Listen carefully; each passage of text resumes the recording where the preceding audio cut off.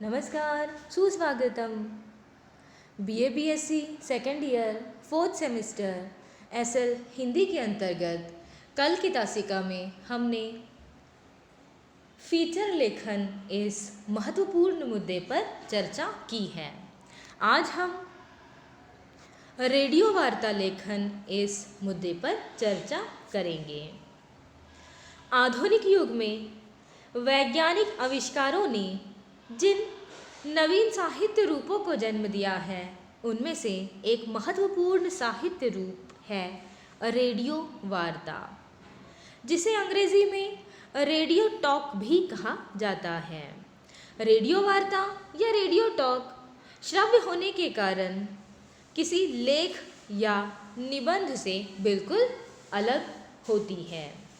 इसकी अपनी शैलीगत शिल्पगत विशेषताएं भी है। रेडियो वार्ता संभवतः सर्वाधिक पुराने फॉर्मेट में से एक है, जिसके द्वारा विशेष विषय को केंद्र में रखकर ज्ञानवर्धक जानकारी प्रसारित की जाती है या विशिष्ट विषय पर चर्चा की जाती है। भारत तथा ब्रिटेन जैसे देशों में यह परंपरा रही है कि किसी विद्वान या विशेषज्ञों को किसी विशिष्ट विषय पर 10 से 15 मिनट की अवधि के लिए चर्चा करने हेतु आमंत्रित किया जाता है। इन वार्ताओं को रेडियो की वार्तालाप शैली में व्यवस्थित कर प्रसारित किया जाता है।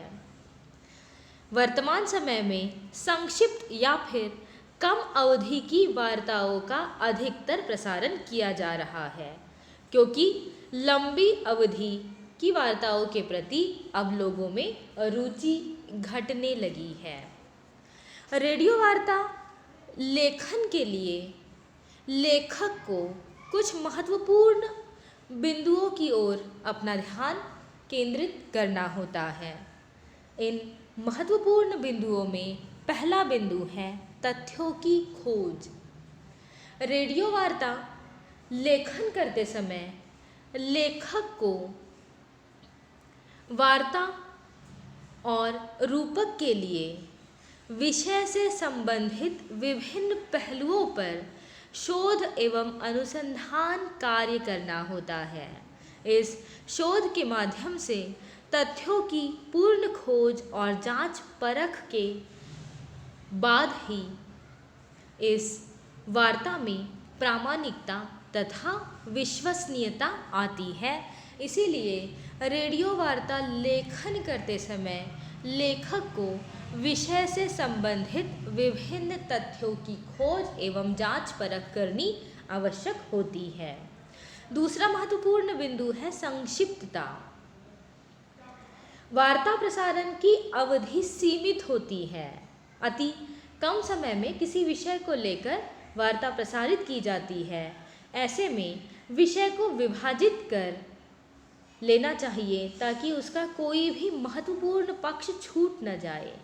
सामान्य रूप से कोई भी व्यक्ति 1 मिनट में लगभग 100 शब्दों को बोल सकता है या पढ़ सकता है। बहुत तेज गति या बहुत धीमी गति से पढ़ना अस्वाभाविक सा लगता है। अतः प्रसारण अवधि के अनुसार शब्द संख्या और शब्द संख्या के अनुसार विषय का विभाजन करने से आलेख तैयार करना आसान होता है तथा प्रसारण में भी सहजता का अनुभव होता है। विषय कितना भी गंभीर या जटिल क्यों न हो, वार्ताकार का कर्तव्य है कि वह उसे सहज एवं बोधगम्य बनाकर प्रस्तुत करे, ताकि श्रोता एक बार सुनकर ही कही गई बात को समझ सके।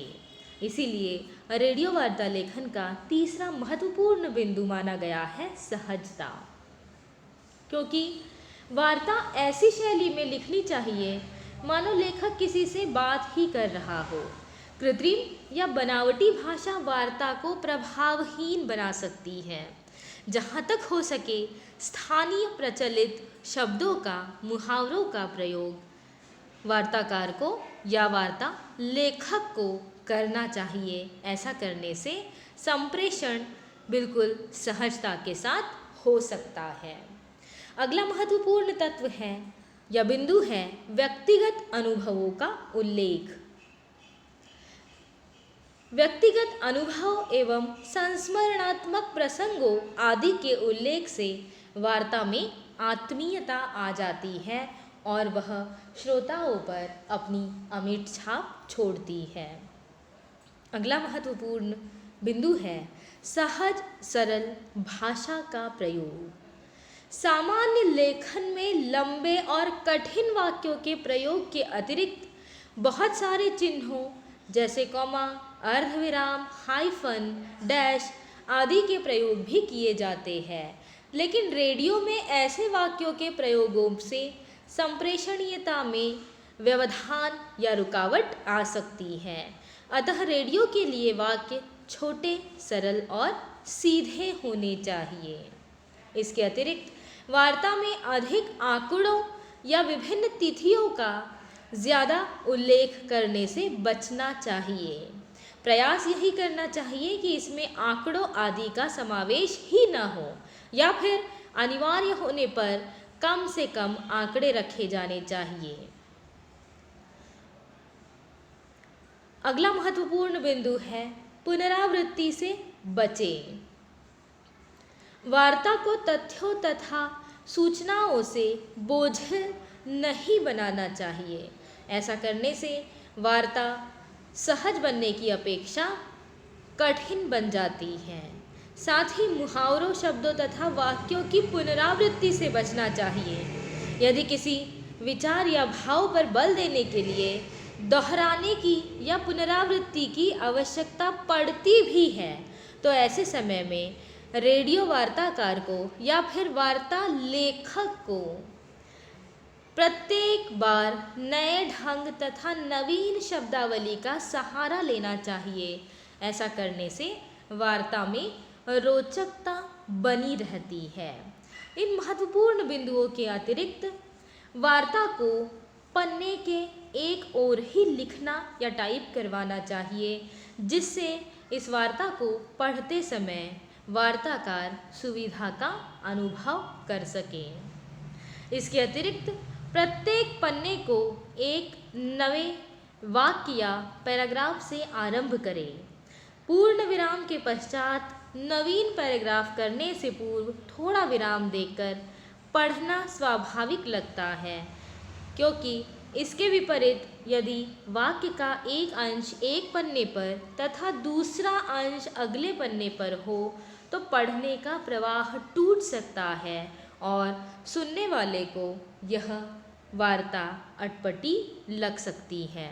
इसीलिए रेडियो वार्ता लेखन के लिए इन सभी बिंदुओं का, जिनमें तथ्यों की खोज, संक्षिप्तता, सहजता, व्यक्तिगत अनुभवों का उल्लेख, सहज सरल भाषा का प्रयोग तथा पुनरावृत्ति आदि से बचना का ध्यान रखना बहुत ही आवश्यक है, क्योंकि रेडियो एक श्रव्य माध्यम है और इस श्रव्य माध्यम के लिए वार्ता लिखते समय वार्ताकार को सहज एवं सरल भाषा का प्रयोग करना अनिवार्य माना गया है।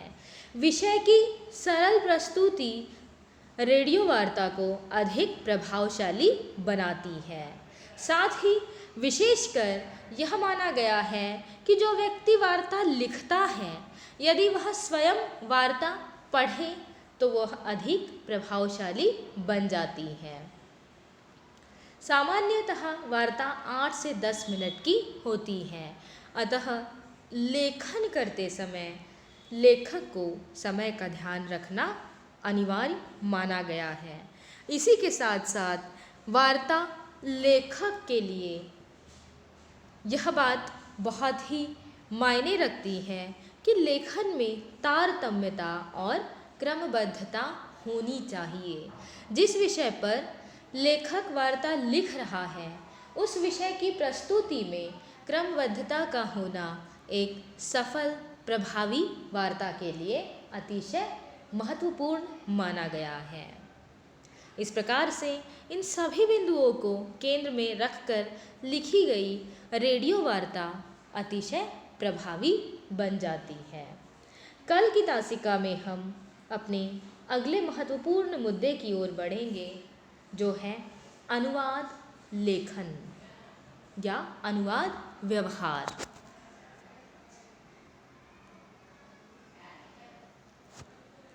धन्यवाद।